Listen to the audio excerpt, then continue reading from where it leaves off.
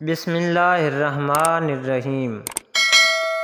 ایک غریب آدمی روزانہ ایک کاغذ پر اے میرے پروردگار مجھے 1,00,000 روپے بھیج دے لکھ کر ایک غبارے کے ساتھ باندھ دیتا اور آسمان کی طرف اڑا دیتا تھا۔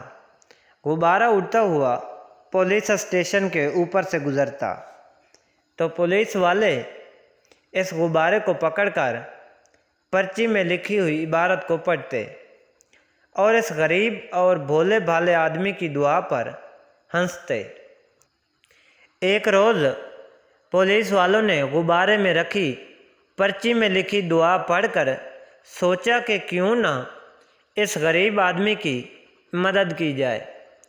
سب پولیس والوں نے مل کر چندہ اکٹھا کیا تو بمشکل 50,000 روپے جمع ہوئے اور اس غریب آدمی کے گھر جا کر رقم دے آئے۔